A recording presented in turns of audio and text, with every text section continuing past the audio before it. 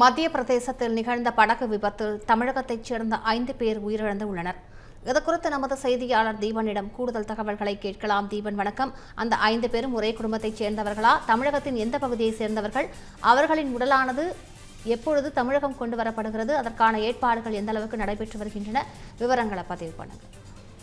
வணக்கம் காயத்ரி. மத்திய பிரதேசத்தில் ஜபல்பூரில் உள்ள பர்கி அணையில் நேற்று சுற்றுலா பயணிகள் சென்ற சொகுசு படகு கவிழ்ந்து விபத்து ஏற்பட்டது.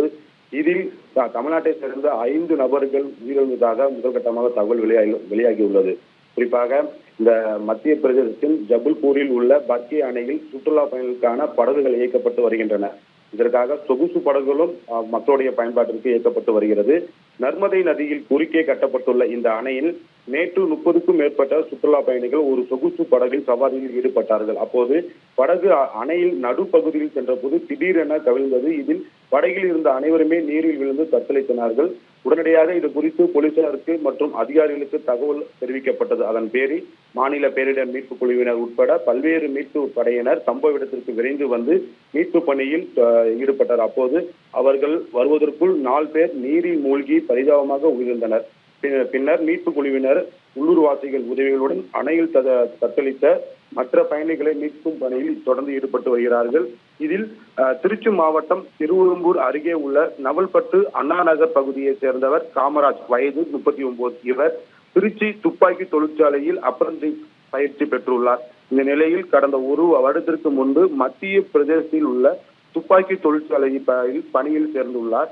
அதைத் தொடர்ந்து காமராஜர் அவருடைய மனைவி கார்குழலி, வயது 38, அவரது மகன்கள் தமிழ்வேந்தன், வயது 5, குவிந்திரன், வயது 10, காமராஜ் அவரது உறவினர் திருப்பூர் தாராபுரம் பகுதியைச் சேர்ந்த அண்ணன், மனைவி சௌபாகியம் மற்றும் அவருடைய குழந்தைகள் என மொத்தம் 7 பேர்கள் நேற்று அங்கு சுற்றுலாவுக்கு சென்றிருந்தார்கள். அந்த படகு எதிர்பாராதமாக கவிழ்ந்ததில் காமராஜ், அவருடைய மனைவி கார்குழலி மற்றும் அவருடைய மகன் தமிழ்வேந்தன் மூவரும் திருச்சி பகுதியைச் சேர்ந்தவர்கள் அந்த சம்பவ இடத்திலே உயிரிழந்தார்கள். அதே போன்று தாராபுரம் பகுதியைச் சேர்ந்த சௌபாகியம் மற்றும் அவரது குழந்தை மருதன் ஆகிய இரண்டு பேரும் உடல் மீட்கப்பட்டுள்ளது.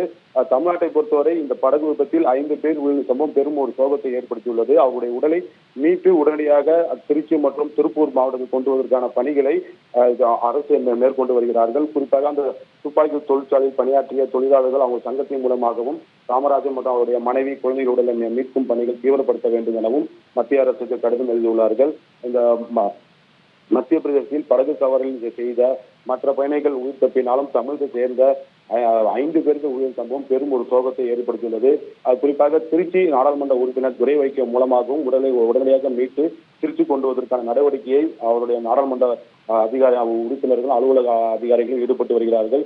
அதே போன்று திருப்பூர் மாவட்டத்தில் மாவட்ட ஆட்சியர்களிடமும் அந்த சௌபாகியம் மற்றும் உறவினர்கள் உடனடியாக உடலை மீட்டு தமிழகத்துக்கு கொண்டு வருவதற்கான நடவடிக்கை மேற்கொள்ள வேண்டும் எனவும் தெரிவித்துள்ளார்கள். ஆகையால் அவர் உடலை மீட்கும் பணி தற்போது தீவிரமாக நடைபெற்று வருகிறது. விரிவான விவரங்களுக்கு நன்றி தீபன்.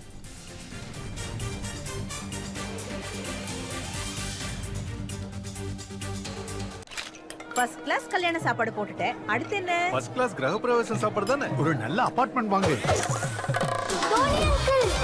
செம்ம என்ட்ரி. அபார்ட்மெண்ட் இல்ல சுவாமி அங்கிள், பிளாட். எங்க சிட்டிக்கு மிக மிக அருகில்னு சொல்லிட்டு ஊருக்கு அவுட்டர்லையா? சிட்டிக்கு உள்ளேயே. ஓ, ஆனா pricing lowest price, complete transparency. India's first plot developer with zero cash policy. அப்போ இன்வெஸ்ட் பண்ணலாமா? 13+ years of trusted partnership and நல்ல appreciation. இதெல்லாம் யார் தராங்க? Good question. வேற யாரு? நம்ம G Square தான். 20,000+ happy customers, 5,000+ acres delivered, 20+ cities. G Square, your home, your dream, your choice. அடுத்தது என்ன? பால் காய்ச்ச வேண்டியதா?